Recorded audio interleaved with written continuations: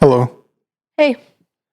So, I've got a few things to talk about before we start this episode. All right, let's hear them. The last episode on Alexander Petrushkin, I, for some reason, decided that I was going to make mouth sounds the entire episode. Oh, And no. You said you hadn't listened back to it yet, but when I was editing, I noticed it a little bit. And Now then I can't listen to I it. actually listened to the entire episode, and I was like, man, I'm really heavy on the mouth sounds. Well, So, I can't listen to it then. yeah, you don't My- like that stuff. My least favorite thing in the world. Yeah.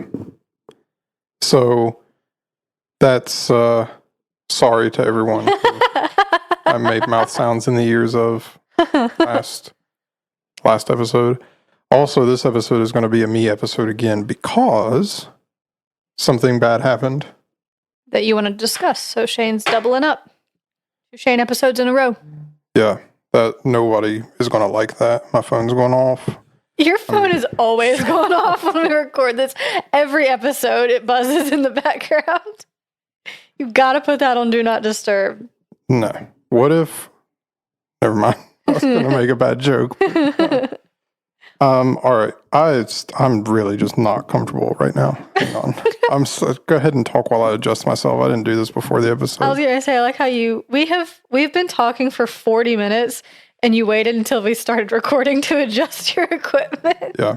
So I'm going to do it like this for the rest of the episode. It's not going to be comfortable for you. Also, because we covered last episode, we did chess. The chessboard killer, actually. Last Sunday, I went to a chess tournament in Fayetteville, and I won. Good job. Because I Cool. said in the episode that I wasn't very good at chess. Apparently, I'm really good because I won. Good Chess job. tournament in Fayetteville, and I won $30 whole, and the rest of it went to the Fayette County Humane Society. So, Aw, that's nice. so there's one less dog that got put down because I'm good at chess. So I want you to know. And it's going straight to his head. Yep. So I'm basically a hero, honestly. Speaking of heroes, you can be a hero to the podcast if you follow us on our Instagram page and our Facebook page. What? That was so cheesy. And you would also be a hero if you left us a 5-star review on whatever podcasting platform that you listen on. Because I forgot to say it last time. Remember that? I always forget to say it. But you can help us out a lot if you follow us and like our stuff. And as I'm saying this, I'm realizing I forgot to make a post about this episode today. Forgot to make an announcement post. So that's, if you're listening now, Wow. then you're probably going to be like, What a high quality production this is. you're probably going to be like, hey, whoa, there wasn't a post for this episode. And then it suddenly went up at like 9:30 at night and it was me. So anyway, okay. There it goes. The mouth sound again. So you can follow us on Instagram and Facebook at Country Roads Creeps, and you can get access to see all of the photo dumps and stuff that go along with the episodes and some of the memes that we share. So it's a good time. It's a good time on the Facebook and the Instagram page. Specifically, the Instagram page is where all the funnies are. And then if you leave a 5-star review, then we will love you forever. So we have 9 now. Did you know that? That's so exciting. 9 people left us a 5-star review, and we want to get to 10 so you can be the 10th one. And if you're not the 10th, then you can strive to be the 20th. Yeah. Or the 100th. 100th would be cool. Anyway, follow us, please. It would mean the world to us. And also, I wanted to talk about this on the last episode too, and I just totally slipped my mind, but the podcast has been growing kind of like interestingly, where like every episode has more downloads than the last ones do. And that's very cool. Thanks for listening. That is really exciting. I appreciate everybody that's still interacting with the posts and sharing and helping get the word out. Yeah, it's very cool. I don't really keep an eye on the analytics super close because like we release every couple of weeks.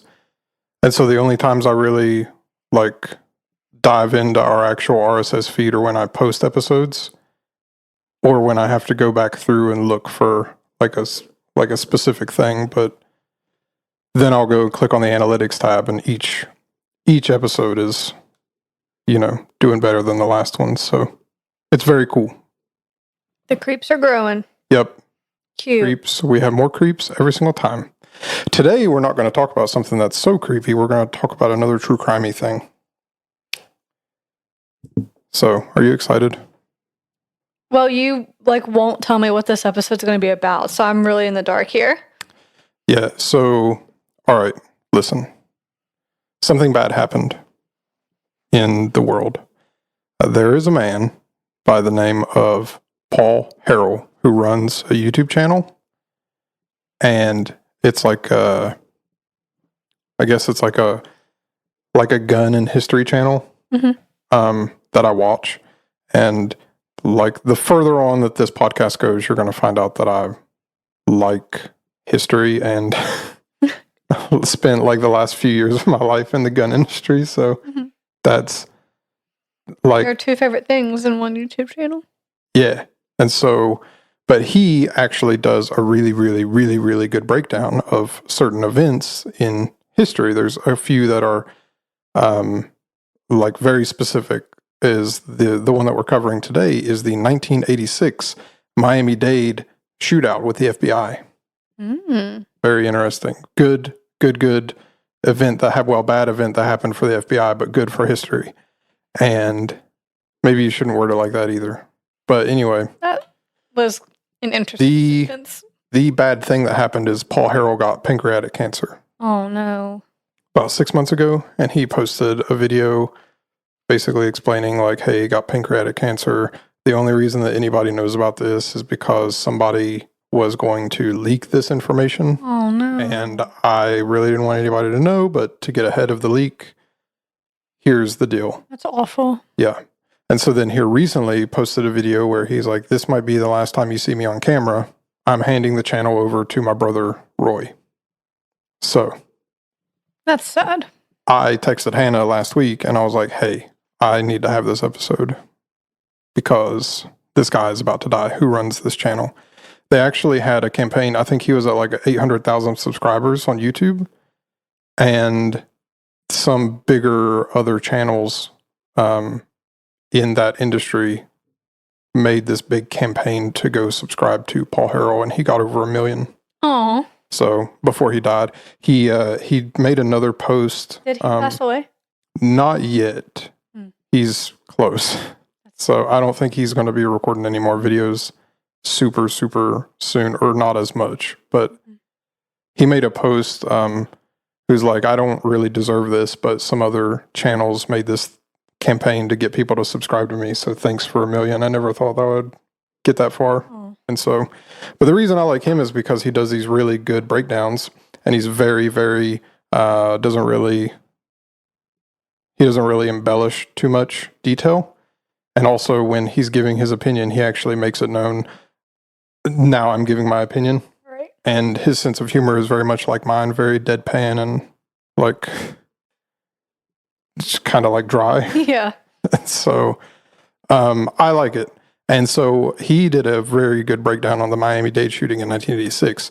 And that's actually the video where I discovered his channel. And so in like sort of memoriam to this guy's channel and legacy, I'm also going to cover the Miami-Dade shooting because now I have a podcast that covers interesting, creepy, spooky, true crimey things.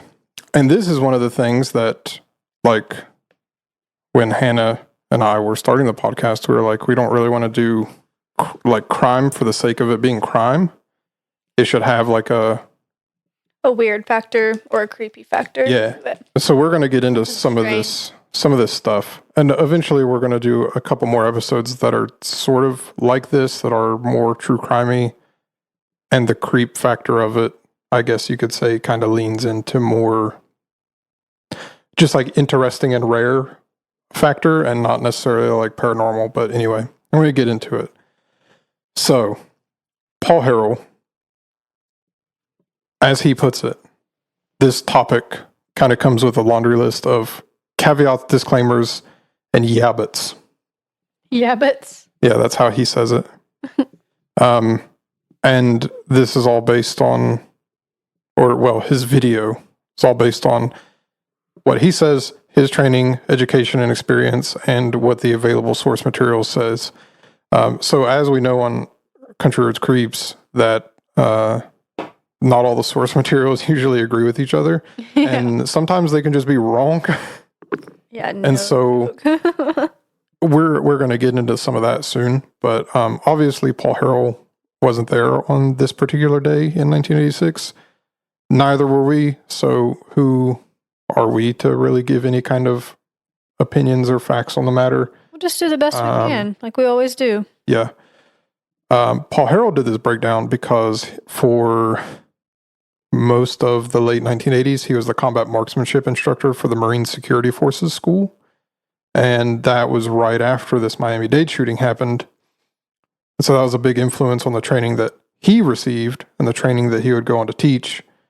And a lot of the training manuals and books and videos directly from the FBI actually went to him and a lot of other instructors at the time. And he took classes on this shootout, eventually taught classes on the shootout, and even had the opportunity to attend a 2-day in-person seminar on the event given by the FBI. So needless to say, he's extremely familiar with this particular event. Okay. As far as the firearm stuff, because there are some opinions that come into the story later on, and I'm obviously an extremely opinionated person if you haven't figured it out recently. And the reason I have opinions is because I'm a competition shooter at a pretty decently high level in a few different leagues and spent the last 4 or 5 years of my life in the firearm industry. Mm-hmm. And I've had the opportunity over that time to train with certain officers in competition shooting and defensive shooting, and been in observation to some of their qualifications, and I've been put through a lot of the qualification courses, and it's really interesting. So this is where your opinions are coming from. Yeah. So I haven't I haven't been there and done that, but I've also been through the courses, taken training classes, trained with officers, and done the competition shooting thing and the practical shooting thing and the defensive shooting thing. So that's where it comes from. And eventually, this is towards the end of the episode, that's going to come into play. Anyway, listen. In relation to firearms, specifically the training, the firearm training in law enforcement and military kind of goes down a path that doesn't really veer off too much. Eventually, every, 10 to 20 years, there's an event that really takes a sharp right turn and changes up everything as far as the military law enforcement training goes. So according to Paul Harrell, this is one of those events that does this, which it does, and also would be required reading if you're somebody that's going to take any kind of, defensive shooting or self-protection or even competition shooting to a certain extent. You should probably look into some of the marksmanship displayed on this particular event. Now, Miami-Dade kind of shakes everything up. So, usually these events end up with the cops getting the raw end of the deal, which they did. And it completely drastically changed the direction that all the shooting training was going on at the FBI and all of these law enforcement agencies throughout the country. Completely changed everything that they were doing. So that's kind of the spooky factor of this. Also, the reason, and I guess the result of this incident, and the reason that they changed all of these techniques and stuff that they were teaching, and a lot of the equipment that they were using, is going to come into question a little bit later in the episode. So we're going to get into some of it. But before we get into the Miami-Dade thing, one of the other shootings that we're going to get into is called the Newhall shooting, Okay. so that we can provide a little bit of context for what we're going to talk about for Miami-Dade. Are you ready? Mm-hmm. This is Country Roads Creeps. I thought you forgot. No, I didn't forget. I just didn't write an intro today. This is kind of a disaster. What? Because you were saying, like, how you just forgot your stuff and didn't have your things done and didn't write an intro. I've been so busy. Didn't make a post. I've been so busy. Okay. So busy. We'll get through it. And this is a lot of information to go into that, like, I wanted to make sure I got it right. So I was looking at a lot of different source materials. Mm-hmm. And then even today, like, I spent a little bit today at your house, like, finishing a video to, like, take notes on. So yeah, we're ready. We're rocking. Anyway, the Newhall incident, or also called the Newhall Massacre. It's a shootout on April 5th or 6th in 1970 in Valencia, California, between 2 heavily armed criminals and 4 officers who worked for the California Highway Patrol. This lasted, a bunch of sources say, less than 5 minutes. It was, according to what I've heard, about a minute. Okay. So, 4 California Highway Patrol officers were killed, and another man was pistol whipped in the deadliest day in California law enforcement history. So, this starts off. And by the way, if you watch Paul Harrell's video on the Miami-Dade shooting, he goes into this incident a little bit, which is kind of why I'm bringing it into it. He gives the extremely condensed, very short version. In classic Country Roads Creeps fashion, we're giving the very, very long extended director's cut version. Extended director's cut. Yep. Jack Wright Twining and Bobby Augusta Davis were both career criminals with a pretty long list of violent felonies. Twining had been in and out of a bunch of different federal prisons since the age of 16, including Alcatraz, where he spent 5 years. Ooh. And he actually killed another prisoner there in self-defense. He was released from a federal prison in Tallahassee, Florida, 11 months prior to the Newhall shooting. And he had been released from, Davis, he had been released from prison 8 months prior to the shooting and was on parole out of Houston. And so Twining and Davis, both of them met in prison and became friends.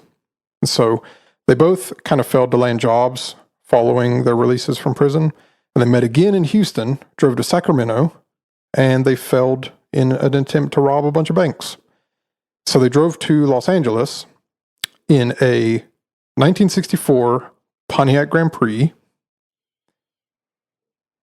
which is like pretty cool car to be robbing banks, honestly. Like, if you're going to rob banks, might as well do it in a Pontiac Grand Prix. So they're on their way to Los Angeles. They noticed construction along a highway, and they thought they could steal explosives there to commit a robbery.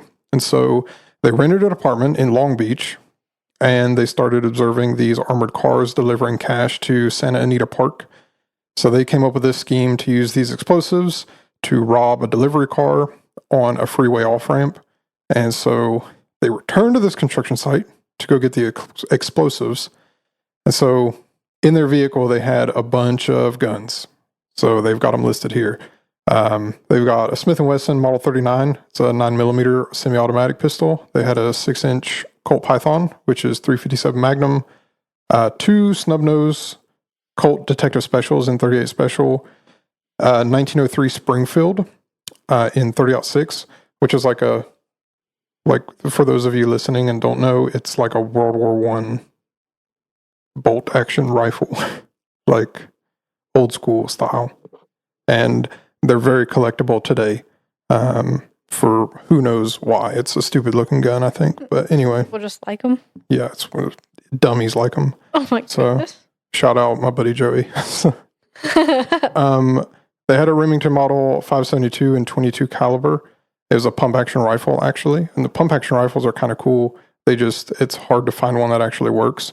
And then 44 Magnum Ruger Model 44 semi-automatic carbine. Ruger actually still does a bolt action in 44 Magnum, which classically 44 Magnum is a revolver caliber anyway, but that's totally besides the point anyway. On April 5th, the evening of April 5th, actually, Davis dropped twinning off in the mountains to steal these explosives. And at about 11:20, Davis was driving northbound on Interstate 5 south of Gorman when he made an illegal U-turn across the highway, almost hit this vehicle who was driving southbound. That was driven by a guy named Ivory Jack Tidwell, and he actually died in 2016. So, recent kind of guy. Anyway,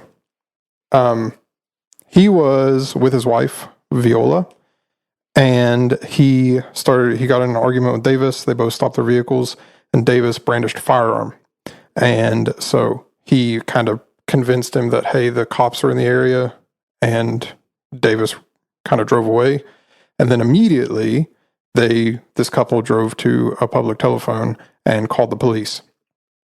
They reported the incident. So, all of that said, there were officers who were coming on their way to the area. They are aware that there's a guy brandishing a firearm threatening these people. So they show up. These guys who, there's two California Highway Patrol officers, Walt Frago and Roger Gore, and they... What are you doing? Knocking my mic over. Yeah, it looks like it. I mean, I do that like once per episode. Yep. So got it out of the way now. They started following this Pontiac. You didn't hear that, did you? Yeah. So they noticed that the driver was accompanied by a male passenger, which would be twinning. And so then these other officers, Pence and George Allen, who were also partners, came up in another vehicle. They were waiting on a nearby road they were ready to back up Frago and Gore. And so they pulled them over. The suspect's vehicle exited the freeway, and this was actually nearby the modern-day Six Flags Magic Mountain. So, like, built on a historic landmark, basically. Six Flags. Oh my gosh. It's all messed up. I'm making mouth sounds, and my mic is literally falling apart. Yeah. I was laughing because you said Six Flags was a historical. No, I'm saying this is a historical place, and Six Flags built their place on it. I thought you were calling Six Flags the historical marker. Eventually, it will be, right? Probably. Anyway, so they pulled into this parking lot of a coffee shop, and they ordered the two suspects, who were Twinning and Davis, to exit their vehicle.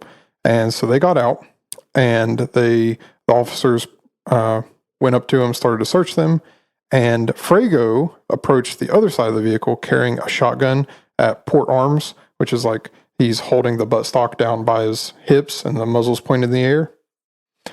And as this is happening, Twinning exited the vehicle and opened fire with a Smith & Wesson Model 28 revolver. Frago, before he could aim or fire the shotgun, he was struck by two .357 Magnum rounds, and he was killed.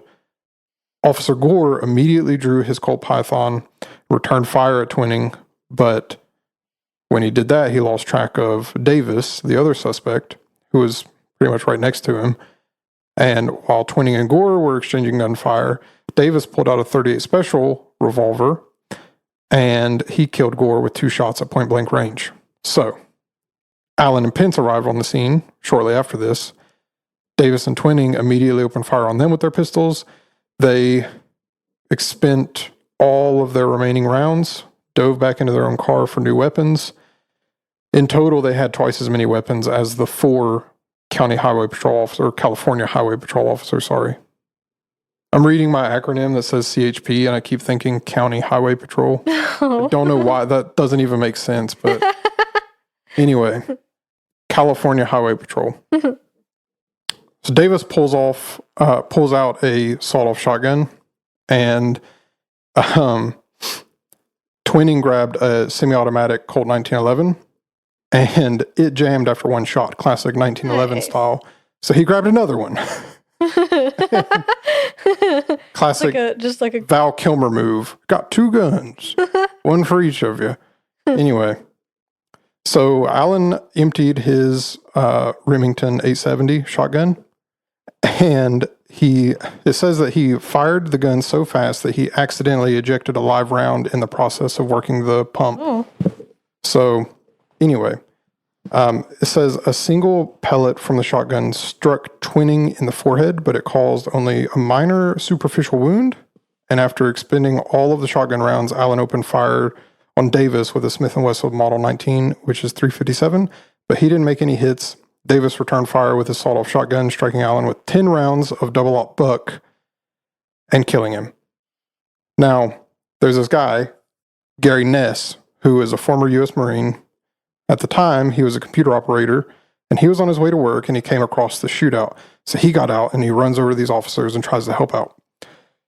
It doesn't work out very good. There's a very long version of this. I'm going to try to condense it down. And basically, he tries to help out, can't really do that, and so Davis ends up shooting one of these officers again.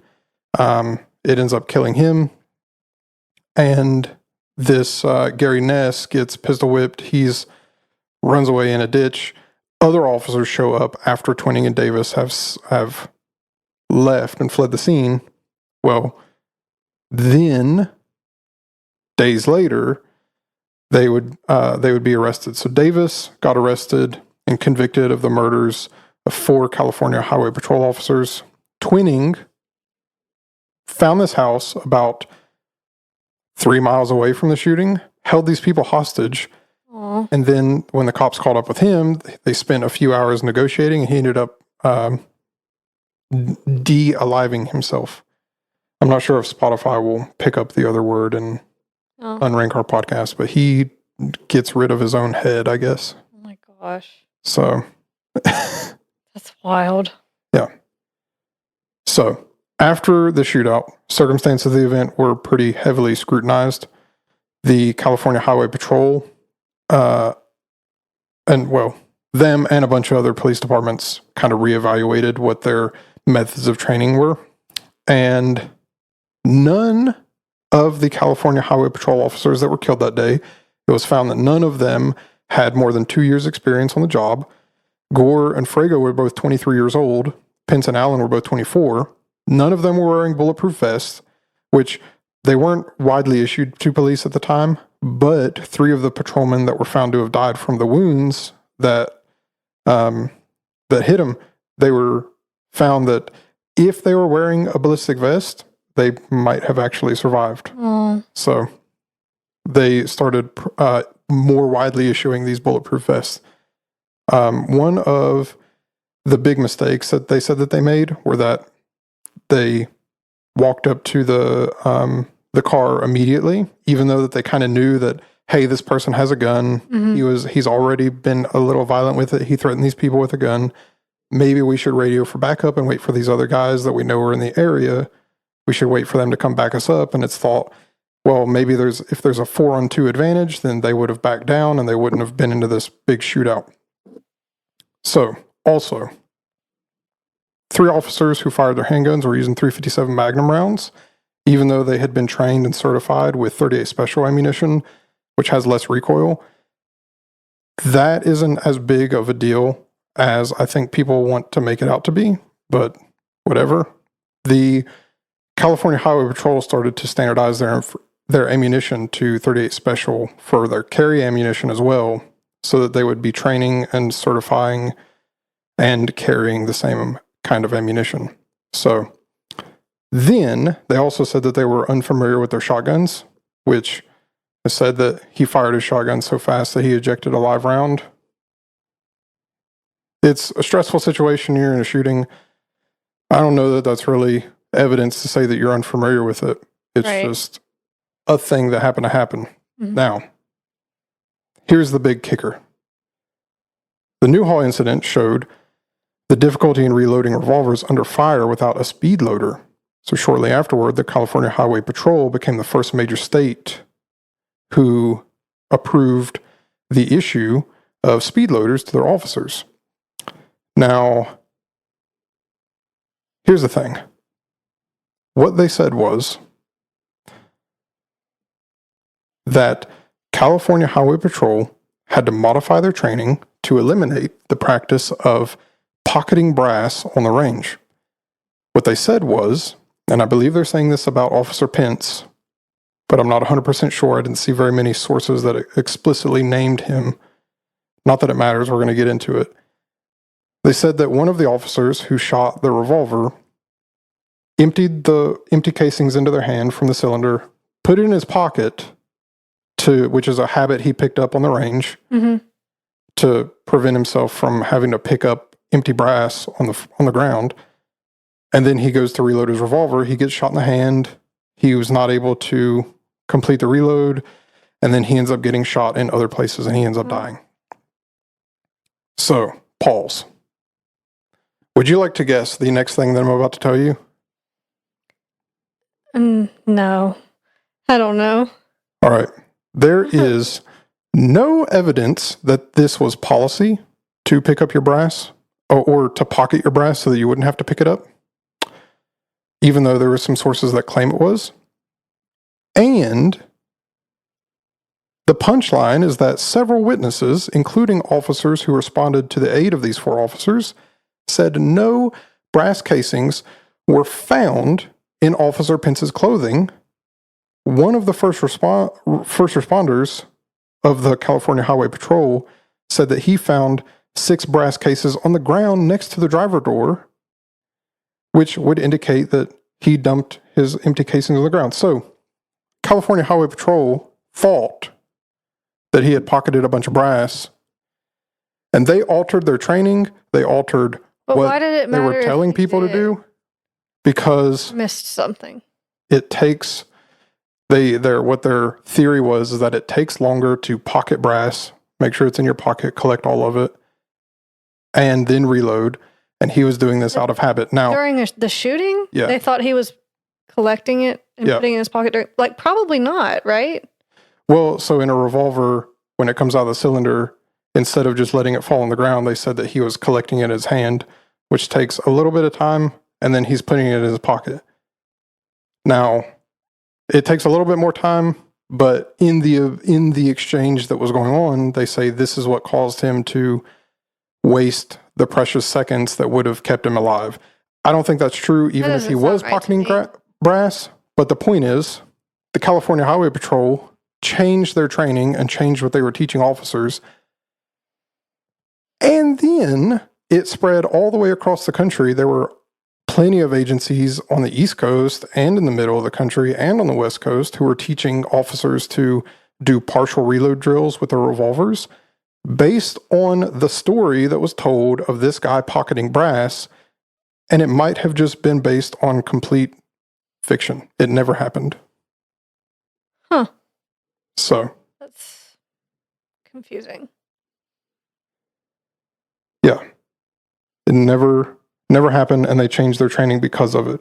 The Newhall shooting is one of these events that changed the course of firearms training for officers because it was so poorly documented.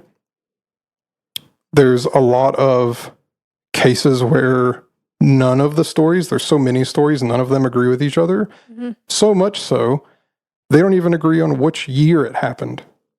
Oh, for real? Some of them say it was 1971. Some say 72. Oh. By the way, it was 1970. Actually, Paul Harrell was able to find a newspaper clipping where you can actually read the year. Yeah. That's also what the wiki says, and there's a couple other sources I found that say 1970. I did see some sources online, though, where they were saying 1972 or even 1969, and there were people in the comments of some of these forums saying, no, actually. I would go with the newspaper clipping. Yeah. So, anyway, Miami-Dade. Are you ready? Yes. For the main course of today's episode? Yes, I am. Do you have any questions or anything that you would like to say before I get started? No, not so far. I'll let you know if one comes up. Miami-Dade is the opposite of the Newhall shooting. It is extremely well documented. It is so well documented, it's actually called one of the best documented cases of a law enforcement shooting of pretty much the century. Nice. So it's so well documented Documentation. that none of the stories really change. That's so unusual for one of our topics. Yeah. Usually it's like, That's okay, the creep factor. So the information's correct. Ooh, spooky. ooh, we have what is that? Corroboration? Corroboration. Yeah. Sources are corroborated. Whoa. Yeah. So I'm gonna tell you an anecdote. Okay. Are you ready? I'm ready to talk about all this good sources. Story hasn't changed that much because of the good documentation. Now, I'm not talking about minor little nitpicky details. The main bulk of the story and what happened is extremely well documented. It's so well documented that if I gave you the big extended director's cut version of the story, we would be here all night. It would be a 4-hour long episode. I'm going to try to condense it down as much as I can, realistically, but I want to hit all the high points. But when we start getting into some of these details, there's like stories like when the FBI caught up with John Dillinger and they talk about when they killed him, well, there was the lady in red, and the story has changed to be the lady in red instead of the lady was wearing orange, which apparently she was wearing orange. I'm not talking about that stuff. Okay. But over the years, when it's gotten popular to pick on law enforcement and not like law enforcement and stuff like this, people have said, well, the FBI caught up with him and they shot John Dillinger in the back, and actually he was trying to surrender and they shot him anyway. They pretty much murdered him. That stuff didn't really happen. So this stuff has kind of changed in that similar way where the broad details of the case haven't really changed. People have started to make fun of officers because being a cop is bad. So, shout out. Mark the time and cut that out. Throughout the course of this story, you're going to see, well, we've called it different things, but Paul Harrell likes to refer to it as the what if brigade. So like, but what if this happens and you need to do this? And they always cite something that has to do with this shooting, doesn't actually have anything to do with this shooting. We're going to get into it. But like the people who are extremely into like, your self-protection stuff or whatever, or even like officers that say this or like, well, I need this much ammo because you know what happened to those officers in Miami? It's like, has nothing to do with it, and we're going to get into it. So, people start telling the story with a car crash, which is fine. I'm going to back up a little bit for the extended director's cut. Okay. Are you ready? Yes. So, in Miami, or in the Miami-Dade area, for a little bit of time before this incident, there were robberies, hijackings, armored car robberies, bank robberies, etc., multitude laundry list of bad crimes to do. Performed by none other than Michael Lee Platt and William Russell Maddox. Recognize those names? Mm-hmm. Really? No. I didn't figure. No, not really. They met while serving in the U.S. Army in Kentucky at Fort Campbell.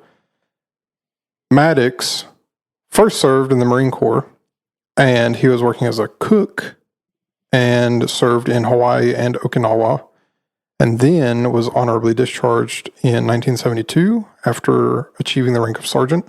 Then he enlisted in the U.S. Army, and he was working with the military police under the 101st Airborne Division in Fort Campbell. And then you've got Platt, you've got Maddox, who was also in the Army. They met there at Fort Campbell, and they were both married at the time. They were going to get into what happened to their wives, but it was a little bit violent. Oh, no. So that's very good. They both died under violent circumstances. You said that's very good?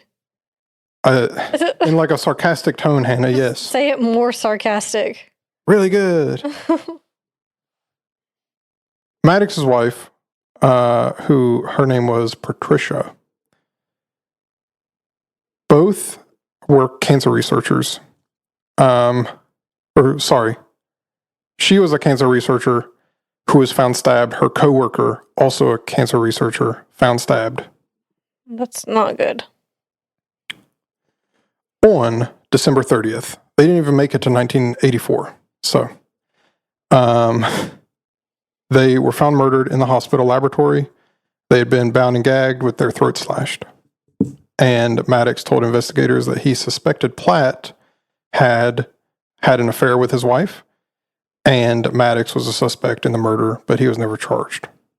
So after his death, Maddox moved to Florida at the convincing, I guess, of Platt, and they founded a tree trimming service and a landscaping business.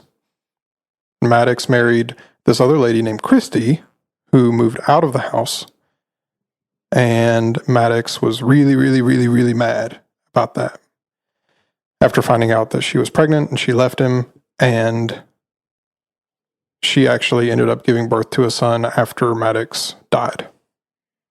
Okay. So, this is kind of spoiler alert for what's about to happen. But anyway. Things don't end well for Maddox. Platt's wife, who he married 9 years earlier from this incident, was found dead from a single shotgun blast to the mouth, and her death was ruled a suicide. He married a second wife, Brenda Horn, and before they went on this big crime spree, his second wife, Brenda again, claimed to have had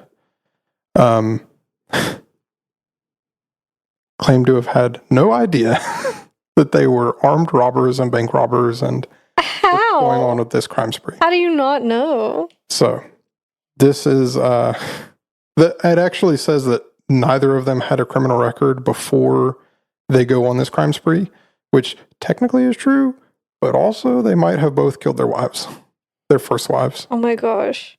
So anyway, this is all like extremely confusing to me because it's like first wife, second wife, and then they left, but then she's like upset after he dies, and then anyway. Moving forward, all right. They murdered a 25-year-old named Emilio Brielle when he was target shooting at a rock pit. They stole his car, used it to commit a bunch of robberies. 5 days after that, they attempted to rob a Wells Fargo armored truck that was at a supermarket. And one of these guys shot the armored car guard in the leg with a shotgun, and the other fired a handgun, and they ended up getting away. So during this time, up and down I think it's called like the Tamiami Highway, they had been doing these bank robberies. They had been shooting guards. They had been killing people. There were people that were going missing out in the Everglades who, it was a common place to go out and target shoot, like this Emilio Brielle. And they just thought, they went missing. Turns out they were murdered. So they didn't get any money in their first botched robbery, but that guard ended up dying from his wounds later on. And then they tried to rob a professional savings bank in Miami, and they took $41,000 in 3 Wells Fargo armored cars money bags that had been delivered that morning. They kept robbing, and they attacked a Brinks armored car, and they ended up shooting that guy in the back with a shotgun. They ended up also shooting a guard with an AR-15 or an M16 style rifle, which is described by civilians. I don't know that any of the public had access to M16s at the time, or if they got them off of other armed trucks. We definitely don't now, which blows. But so they escaped with $54,000 and a Chevrolet that they stole from Emilio Brielle. So then they switched to a F-150 pick 'em up truck. Pick them up. Yeah. Then they robbed and shot Jose Calazo while he was target shooting in the Florida Everglades, leaving him for dead. But he survived. And he went on to tell the police that, hey, it's these two guys. They've got guns. They've been doing all these robberies, and they've been killing people. So listen. Are you ready? Are you ready for this? Listen. The FBI has been taking note of all these bank robberies throughout. Nobody can see me doing this, but I'm pointing them out as they... Doing the mad scientist thing. Yeah. The FBI is keeping track of all of these armed robberies that are going. The Brinks, the Wells Fargo, Miami Professional Savings Bank. They took $41,000 out of the money bags. And they killed these two guys. And they tried to kill this other guy. And they shot a guard in the back with an M16. Okay. They're catching up with him. 1 week later, on March 19th, 1986 at 9:30 in the morning, a.m. style. Bright and early for a robbery. Well, hang on. So, it was a robbery, but they were carrying a... Are you okay over there? No, I really need to adjust this mic. I was trying to do it quietly. We'll wait. Okay. The audience will just wait. Go ahead. It's really not working with me today. It started off strong until it fell over, and then it hasn't been right since then. I need to move it down. Okay, I think this is going to work now. Let me tighten this up. I forgot which way to do it. It's literally righty-tighty, lefty-loosey. Okay, it's good now. Are you good? Yeah. All right. You're really just getting comfy over there while I'm telling you about bank robberies. Well, like I'm listening. I'm invested in the story, but my mic was falling on top of me, and I couldn't get it to stay where I wanted it to stay. Okay. Anyway. We're good now. Sorry, everybody. So, they've got a rifle and a short-barreled pump shotgun. The rifle is, they're pretty sure, a Ruger Mini 14 for this robbery. It definitely was for the shooting aspect of this story, but they're pretty sure, unconfirmed, for the robbery, it was also the same Ruger Mini 14. They robbed the Barnett Bank branch, the same bank where they shot and robbed the Brinks armored car courier a few months earlier, and they stole $8,000. And they fled in Calazo's vehicle. So, the FBI knows that these are dangerous guys. They've got guns. They've killed people before. They've attempted to kill people before. They steal cars, and they're robbing banks. And they know the car that they're in. Are you ready? Ready. April 11th. All right, we're fast forwarding slightly. A few weeks. FBI agents are assembled at a Home Depot of all places. And they're going to do what they call a rolling stakeout to look for this car because they know what it is, right? It's also stylish 1979 Chevrolet Monte Carlo. Ooh. They didn't know the exact identity of the suspects, but like I said, they did know. They're violent, they're armed with a bunch of guns, they've killed people, they've attempted to kill people. They love armored cars to rob them, and they love small banks to rob them also. They set up like a decoy armored car? No. They should have. But every source I've read says basically they guessed. They had a hunch that the pair would attempt a robbery that morning. Do you love how animated I am? Yeah. The audience can't see it, but this is exciting. They can feel it. I know. So they participated in this search, 14 total in 11 cars. 8 of the FBI agents out of the 14 were in the shootout. So are you ready? Mm-hmm. Here it is, the shootout. 9:30 a.m. rolls around. Bright and early again for a robbery. Right? They spot the vehicle, the suspect vehicle, and they start to follow it. And another 2 stakeout cars start to join them. And eventually an attempt was made to do a traffic stop. So they were forced off the road. Car crash ensues. This is where the start of the story that everybody tells is car crash, right? Mm-hmm. Starts with a car crash. Now, here we are. Everybody's all crashed around. nose first into a tree in a small parking lot area in front of a house, right? Everything's crazy. Of the 8 agents at the scene, 2 of them had Remington 870 shotguns. 3 were armed with Smith & Wesson Model 459 9mm semi-automatic pistols. The rest of them were armed with Smith & Wesson revolvers. 2 of them had 357 Magnums, and 5 had 38 Specials. 2 of the agents had backup 38 Special revolvers. Now, this is where I'd like to point out the weirdness part of this story comes from what I mentioned before about the What If Brigade. The What If Brigade is like, but you not only are you, if you're going to be a self-defense person, you should carry a gun, but you should carry a backup gun. And if you're going to carry a backup gun, you actually need to your backup. You need a backup to your backup. 2 is 1, 1 is none, right? So, as the dumbest thing I've ever heard. So, right? Not the 2 is 1, 1 is none thing. You need a bunch of backup guns for your stuff, all right? It is, if you look into any kind of the FBI statistics on crime, specifically on shooting and specifically on ammunition and ballistics, it is extraordinarily rare. So rare. Insanely, impossibly rare to have to reload in a gunfight. Oh, okay. Not only for officers. I don't think I knew that. It's so rare. Oh my gosh, so rare. Not only for officers. The only reason officers have to reload is because they like to shoot their entire magazine. Yeah. That's another statistic that's, by the way, is so crazy to me. So back in the day, this is a tangent. You know how we love tangents. Side note. Back in the day, all the officers had revolvers, 5 or 6 shot revolvers. What they found was that on the average officer-involved shooting, it would take between 3 to 5 shots to finish a shooting and a suspect go down, right? Mm-hmm. Guess how many rounds are in a revolver? Like 5 or 6.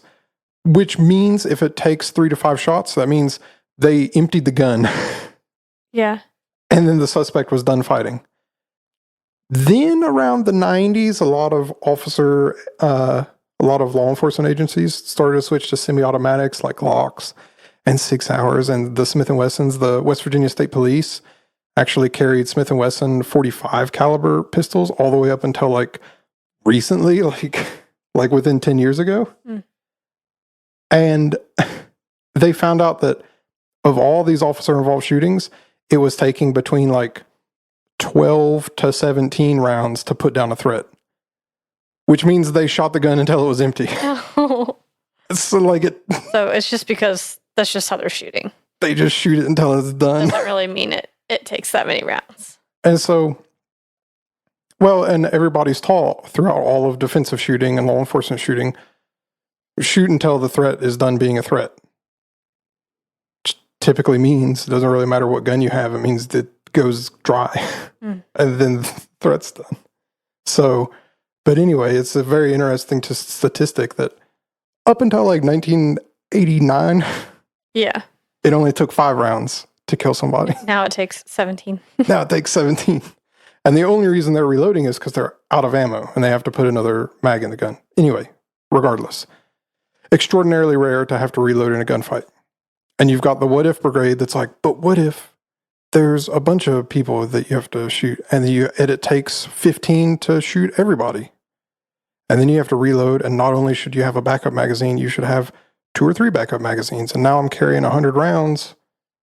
Yeah. For nothing. And you're like, at that point, things are probably not looking good for you if you really need all that. And also, it's like, I've got 100 rounds of 9mm. 9mm, classically, like any kind of pistol round, actually, not the best for being very killy. Anyway, like a ballistics tidbit, not very good. So, anyway, they have these backup revolvers. Now, the weird part of it is the backup revolvers that are usually never used got used. The guys that were reloading 2 and 3 times, they actually had to reload 2 or 3 times. The stuff that was going wrong, like people needing to use certain techniques that they weren't necessarily trained on, guess what? They had to use techniques that they weren't necessarily trained on. All of this stuff was going wrong, and all of this stuff that like, because of the shootout with these two guys, guess what? Nobody was trained to handle this situation because this situation had never happened before, and they just had to make it up on the spot. You'll have that. You'll have that with those big jobs. So, anyway, 2 of these officers that had backup revolvers, both of them would be used at some point during this fight. So, apparently, Platt had a Ruger Mini 14. He did the majority of the shooting that day. Maddox was responsible for exactly 1 shotgun blast the entire encounter, which either, depending on which source you read, didn't hit anything or partially struck a car. He didn't do anything. His entire involvement in the shooting was running to another car to get in it and flee. He was actually later struck in the right forearm and the head and the neck and was knocked unconscious, and he didn't fire any more rounds other than that 1 shotgun blast. All the rest of the fighting was up to Platt. So there was 1 agent armed with a shotgun. He was wounded in the arm, running up to the fight. He was taken out of the action for the time being. We're going to come back to him. Okay. 1 agent lost his gun. We're going to come back to him too. Okay. But his participation in the action was running away to look for it, supposedly. So out of the 8, 2 of them immediately out of action. It's a 6-on-1 situation. How do you lose your gun? We're getting into it. Okay. But just so everyone's aware, when I say everything's going wrong this time and stuff just has, like, everything, like Murphy's Law situation, right? Okay. Anything that can be possibly any kind of way messed up is messed up. Okay. Everything that's going on, like, weird stuff is happening. Worst case scenarios. Worst possible case scenario, you're reloading when classically you might not have to reload. You're using backup guns when classically you don't have to use backup guns. Right. Like, also they're getting shot at the same time, so that's no good. And they're having to make up techniques on the spot to take down a threat that is violent towards them. Yeah. So very cool. Say that more sarcastically. What? Very cool. It's extremely cool. It's not cool. It's scary and sad. Got a 6-on-1 situation. A lot of stuff happening all at once. I'm going to tell this like per event, so it's going to seem a lot longer than it is. But this entire encounter happened in a few minutes. Okay, I'm visualizing. The entire encounter, this entire shooting from the crash to the end was like total 4 minutes, something like that. So 1 agent was armed with a .357 Magnum revolver. He was able to use a car as a supported position to shoot his first 6 shots at about an 8-foot distance. So the other thing is, we're not talking about like when you go to the range to target shoot and it's like far away, like, you know, for a pistol shot, like 10, 15, 25 yards. Yeah. 8 feet. Bad breath distance. Yeah. Like, not good. No. Also, like, when I think about, like, for competition shooting, right? Mm-hmm. 5 yards is extremely close for competition shooting. So when I see a target at 5 yards, I'm like, I literally cannot miss this target. It's like, unless something goes totally sideways on... You have all the Murphy's Law stuff. Yeah. No chance can you miss a target at 5 yards if you're a competition shooter. But they're at 8 feet, which is slightly less than 3 yards. So... Yeah, just under. This officer, this agent, was shot in the hand previously. Apparently, due to this hand injury, wasn't able to complete his reload with his revolver. And he got shot again, not fatally, but he's out of the fight. So we've got 5 now. 5 agents against 1 guy. Next agent, also armed with a .357 Magnum revolver. Some sources say he lost it, but more probably this series of events that happened is that he shot all 6 shots, dumped the gun instead of trying to reload it to take out his 5-shot snub-nose revolver and get back in the fight with his backup gun. So he shoots 3 shots, ducks behind a car for a couple seconds, comes back out and shoots 2 more. Then he dumps all his spent casings on the ground and starts to reload his snub-nose revolver. While he's reloading, he gets shot in the hand and the arm. That messes up his reload, and the suspect runs up and shoots him again, not fatally, but he's out of the action. So, We've got 4. we're dwindling down a little bit now. During all of that stuff, there's another agent across the street who's using his semi-auto 9mm, firing at a stabilized position off the hood of a car. He got maybe 1 hit. Another agent also had a 9mm with a 12-shot magazine, fired his 12, reloaded, had another 12, shot those for a total of 24 rounds, got maybe 1 hit, and while reloading for a third magazine, he was shot and killed. Actually, remind me, we're going to come back to this particular guy. Okay. Are you falling asleep on me? No, I'm visualizing. Are you sleeping during the podcast? No, I told you. Hannah's I was sleeping during the podcast. No, this is funny because this was actually a strategy that I was teaching my third graders today during our reading lesson was visualizing. We closed our eyes, and when I read out loud, they pictured what was happening in their head to help them comprehend, and I told you I was doing that. If you fall asleep during the podcast, you're not going to have to visualize a knuckle sandwich. I'm listening. There's just a lot of details, and I have the memory of a goldfish, and I'm trying to plot this out as it was happening in my head so I can keep up and follow along. Listen, dog. I'm listening. Bring me back to this particular guy with the 3 magazines, okay? I got it. Another agent. I visualized it. Another agent used semi-automatic 9mm. He fired people call... When do you want me to bring you back to him? When I say. Okay. I'm going to forget, I promise, but... All right. Semi-auto 9mm. He fired what the people call the shot heard around the world. The bullet entered the suspect's arm, missed the humerus, severed the brachial artery, and entered the chest, passed through a lung, stopped just short of the heart. Fatal wound, but it's not immediately disabling. Okay. He fought for another 3 minutes. So all of this stuff that I've just told you happened in 1 minute. There's another 3 minutes of action that we've got to cover. Okay. Over the course of this first minute or two, all of the agents were either killed or wounded, taken out of action. But here comes the first guy back with a shotgun. Oh boy. Guy that got shot in the arm. Remember that guy? Yep. First guy we talked about because you visualized it? Mm-hmm. Got a Remington 870 12 gauge. Suspects attempting to escape by stealing an FBI vehicle. So this dude shoots his shotgun one-handed from around a car. He has to stabilize a shotgun on a car. And he's shooting, and then he has to work the pump between his legs. He's sitting on the ground, and he puts the buttstock on the ground, has to work the pump with one hand, and then he mounts it again, shoots 5 rounds like that. And while these suspects were trying to escape, he can only see parts of them while they're getting in this car or while they're in the car. So he shoots 5 rounds with a shotgun, advances on the suspects with a .357 Magnum revolver.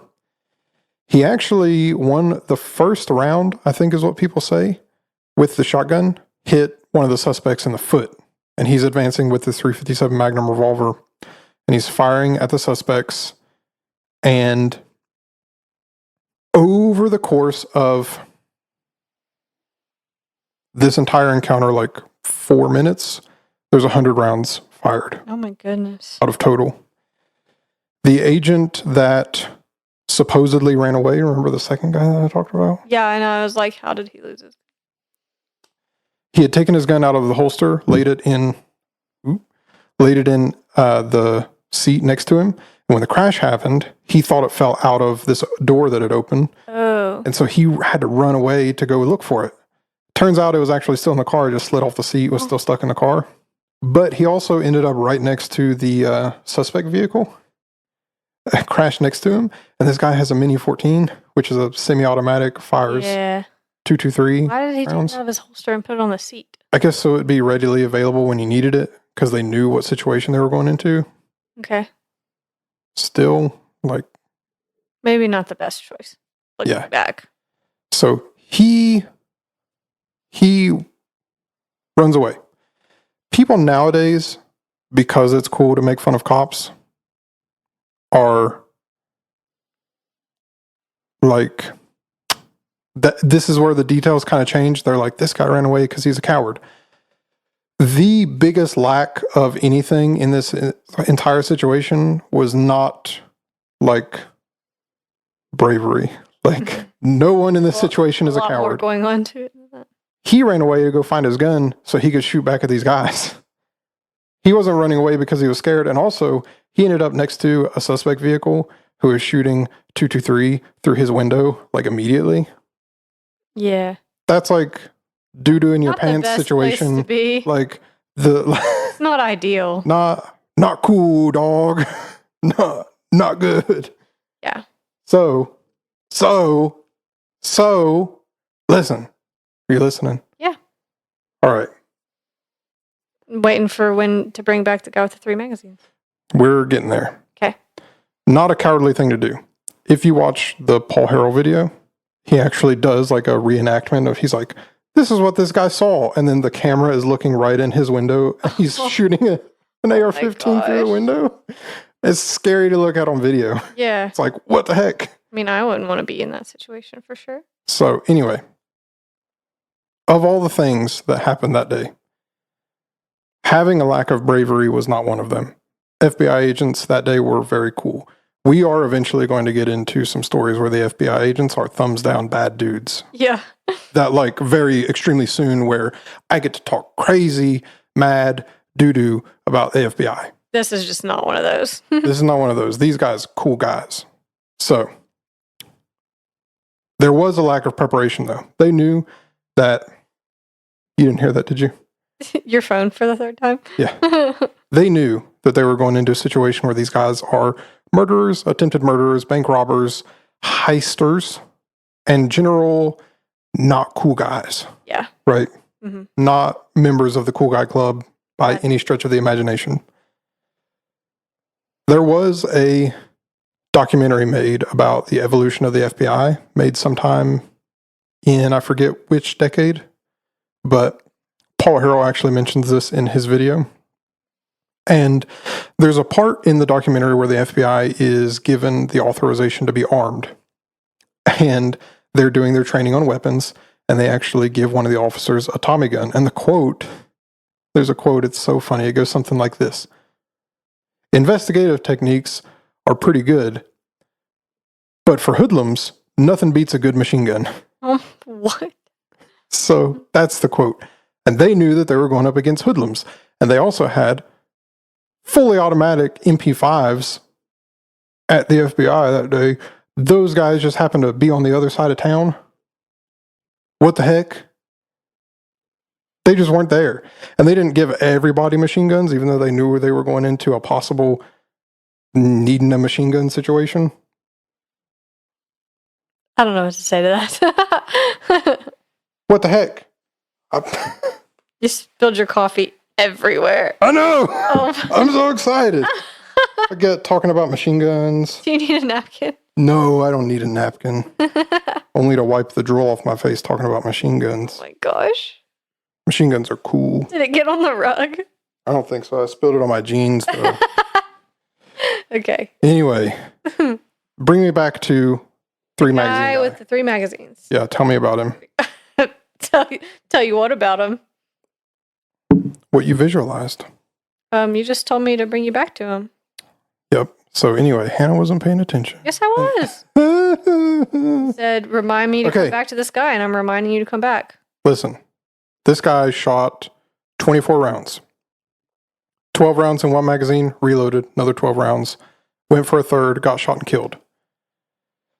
Everyone in this situation, books that were written afterwards, articles, documentaries, there was even like a made-for-TV movie that came out about this situation. Everyone involved said, that dude, high-level competition shooter, very, very good with pistol shooting specifically, like high-level dude who trained with his pistols and was very, very good, better than everybody. They said, quote, he spent his entire life training for this exact situation. Oh my gosh. So why in the world did he shoot 24 rounds, maybe one hit? The reason I say maybe is because there was a through and through shot on one of the suspect's arms. They don't know exactly who shot that because they don't have the ballistics off of it. He scored maybe one hit out of 24. Do you want to know why? Was he not trying to hit them? No. He was actually in on it? No. This goes back to the lack of preparation thing. He spent his entire life training how to shoot a pistol, did not prepare to have a 50-cent nerd strap around his glasses were apparently he wore Coke bottle glasses. Yeah. They fell off during the crash. And so he's just shooting he couldn't see. blurs. Couldn't see a thing. That's really sad. Shot 24 rounds, got maybe one hit. That's really sad. And then he got shot and killed. So that's no good. No, that's actually really sad. So sad, right? Yeah. Anyway. Aww. Woosah. That really bummer. That's pretty much the end of the story. That's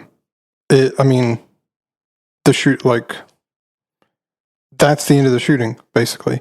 I will go into some of the aftermath of this because this completely changed the direction that the FBI was going with their training and with what the techniques were and what weapons they used. So there was an FBI investigation. They put partial blame on the lack of quote-unquote stopping power, which is a fake thing, exhibited by their service handguns, which were .357 Magnums.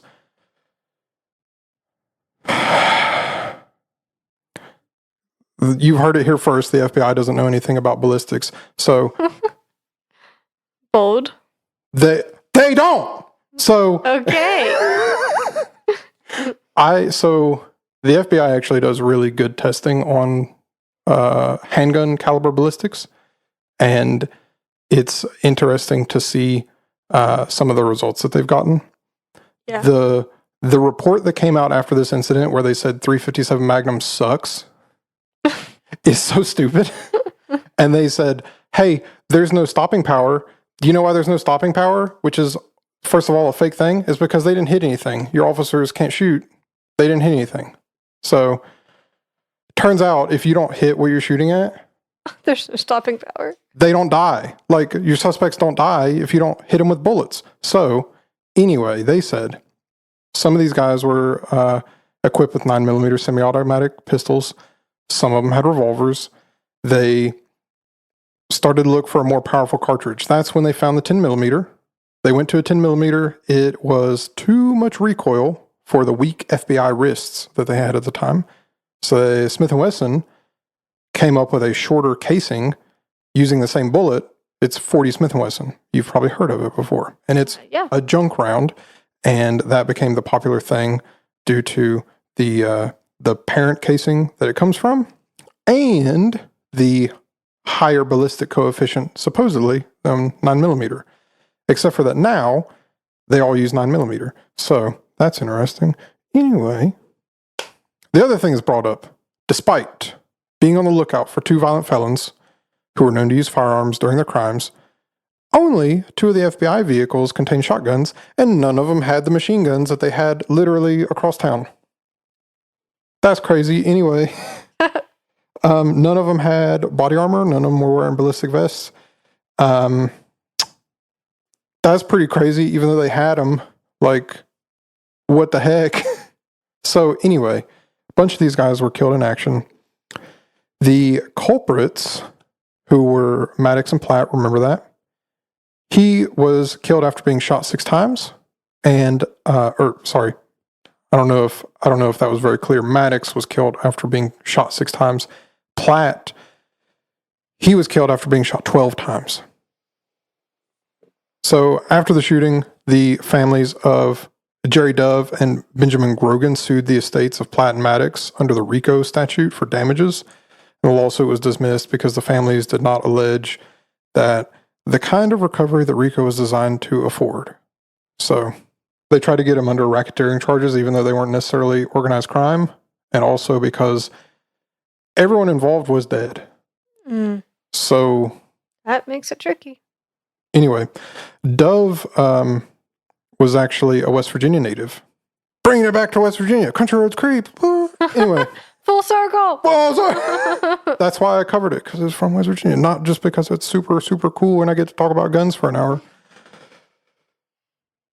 There's a road called Jerry Dove Drive in Clarksburg that was named after him, and that is where the FBI Criminal Justice Information Systems Division is located. And he earned degrees from both West Virginia University and Marshall University. Boo, Marshall. Anyway, the Miami field office of the FBI moved to its new home in Miramar, Florida in 2014, and they dedicated 2 towers of the new office space in memory of Dove and Grogan. And they had a ceremony in 2015 to commemorate these in memoriam style event. Mm-hmm. Bunch of media adaptations. There's a made-for-television movie that I mentioned. There's the like documentary style television shows that have episodes on them.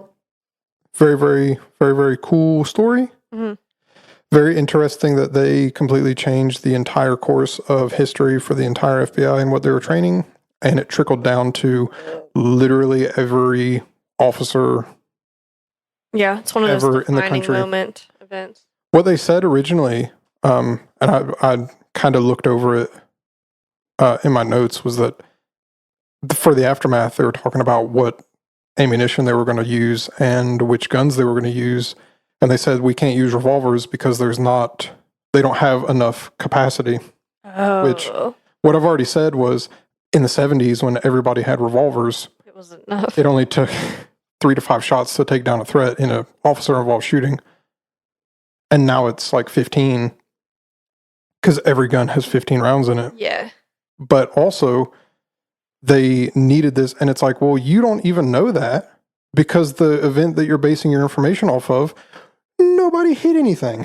Mm-hmm. So the guys, they shot 100 rounds. The one guy was shot 6 times, and the other guy was shot 12 times. But there were like 8 officers shooting like over 100 rounds. It's like crazy. So anyway, it's a West Virginia episode, as it turns out. Surprise! Surprise. Anyway, like I said, if you made it this far and you like the episode, I did it because I like this guy who does this YouTube channel, and he's about to die. So that blows. So I wanted to do it before he does. Yeah. He's got pancreatic cancer now, so that sucks. But if you like history and analyses of different scientific things, he also does like some science stuff on his channel about certain. And you said his brother's going to kind of take over it and keep it going. Yeah, I don't want to say anything about that. Okay, I'll tell you after the show. But I mean, like, so people can still go check out and watch his past videos and check out his work that he's done and keep that going. Yeah, 100%. And it's very good. He covers a few other situations, and there's a few other like scientific things. One of my favorite videos from him is like, just not even from a gun perspective, actually, is from a marketing perspective, is why hollow points don't expand. And as it turns out, the marketing agencies that work for the gun companies said that they should test some of their hollow points out of longer barrels, when in reality, the hunting ammunition that you might be using is going to be shot out of a shorter barrel. And so you're not going to get the expansion of the hollow point that it's designed for, with the velocity in mind that you get out of a, guess what, 6-inch longer barrel. And so people are having problems with their ammo not expanding, when, guess what, it can't, because of a marketing agency. Yeah. Shout out marketing people at me. So shout out the FBI, shout out California Highway Patrol, shout out West Virginia State Police. So I don't know what West Virginia State Police has to do with this, other than that guy was from West Virginia, and I've trained with West Virginia State Police guys. So you just wanted to say it. Yeah, most of them. Your episode, and you can say what you want. Yeah, I can say, and the government, and the moon, and so yeah. No, I'm glad you got to talk about something that you're passionate about. I'm not that passionate about it. Yeah, we can tell that this is not a passion. Guns are not a passion for you. I like them. They're cool. I like competition shooting. It's a new season for Glock sports shooting now, so. But he's not that passionate about it, people. Don't like them. So. Not a major hobby of his or anything. No. You know what I can't stand though with guns, and this is like as political as the show is ever going to get, and it's not even like a political thing, is like the people who are like into guns think that you agree with everything that they agree with. Oh yeah. And it's like actually, I don't. It's like, actually, that's a stupid thing that you just said. Like, this is dumb. And it's like, Anyway. so I like to get in arguments online. So I saw, so SHOT Show just happened. This is like the biggest gun convention ever. And all these gun companies are coming out with cool new technology. There's a company that came out with a lever action rifle that takes something like an AR-15 receiver. Yeah. And it takes AR-15 drop-in triggers, which means that you could have like a binary trigger in a lever gun, which won't work. But it's... I don't know what that means. On a binary trigger, a round gets fired when you pull the trigger back, and then the action cycles, and then when you let off the trigger, another round fires. And in a lever gun, you have to work the lever every time. So if you have a binary trigger in that, it's not going to work. But it would accept it. Like, which is like a stupid thing that somebody's going to do. I think it's interesting. I like science. Right. So, and that's it for the episode. I like to talk about things that are cool and interesting. And eventually, I said this at the beginning of the episode, that we're going to do some true crimey things that aren't necessarily like paranormal spooky, but like historical event interesting, right? Yeah. I mean, you can do what you want. It's your podcast. Yeah, it's my podcast. Yeah. I'm probably going to stick more to the like creepy, weird, odd stuff. But the only... Go ahead. The only other true crime thing, and I talked to you about doing this, was the Public Enemy #1. We might do a mini-sode on. Because did you know there's only been like 4 people named Public Enemy #1? I did not until you told me that. I remember you saying. There's only 4. There's only 4 people ever. I thought that was like an every year thing. They had a new one. Right. Like a new Taylor Swift drop or something. Like, I didn't know. She's releasing a new album April 19th, by the way. Really? Yeah. I'm not technically a Swiftie, but I appreciate who Swifties are. No, I'm in the same boat. Like, I cannot call myself a Swiftie because they are very dedicated, but like, I definitely respect and acknowledge how talented and hardworking she is. Like, I like her, but I can't call myself a Swiftie. Yeah, you know what I also but I like her and I like her music. I like how everyone who said that they were done watching the NFL is super, super mad online about Taylor Swift being shown for like out of the hour and a half that a football game goes on. She gets shown for like a maximum of 25 seconds, and they're losing their minds so badly. Your feelings are hurt. They showed a blonde girl who sings songs about boys. Yeah. Get over it. You're dumb. Yeah. Like, get bullied, nerd. Like, what? What is that? People just want to complain about everything. Just because she makes those people mad, I'm a slightly bigger fan of Taylor Swift, which is toxic of me, I know. No, it's fine because like people are getting mad at seeing a woman be successful and happy. Yeah. Like, chill out. Let her. She's literally done nothing except support her boyfriend at the sport he's playing. Oh, like she dated a football player. Yeah, and people are mad at her for that. Like, get off her back. Anyway, I'm sorry, I interrupted you earlier. You were going to talk about I was just, am I going to do 2 episodes in a row since you did 2? If you want to. Okay. This was an accident because this guy has cancer, but. I think I do want to do Amelia Earhart, like you said. Yeah, I was hoping you would. They found her plane, they said. I saw an article. Supposedly. I read the headline. Yeah. At work, and so at my new job, this guy Jeff was like, "Hey, look at this article. They found Amelia Earhart's plane," and I was like, "Huh, that's cool." And he was like, "Do you want to know what it says?" And I was like, "I can't.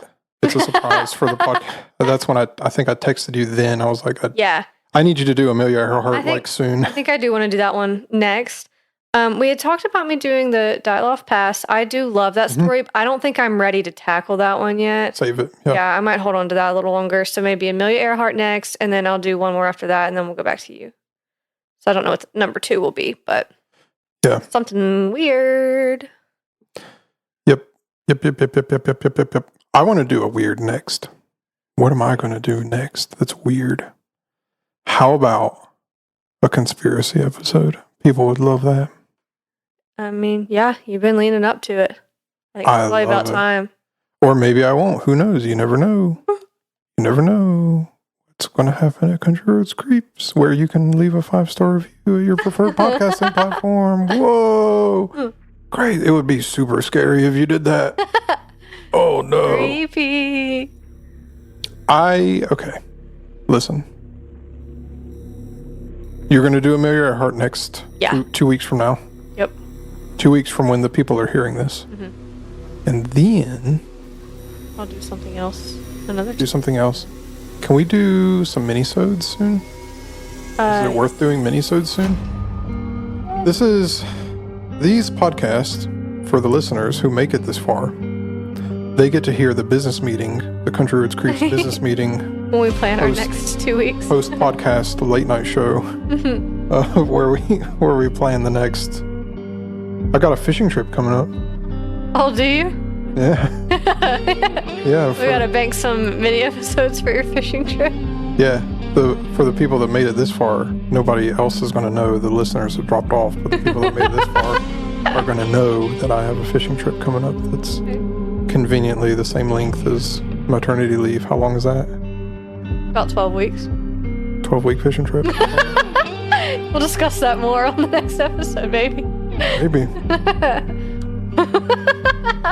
What a reveal. What a reveal.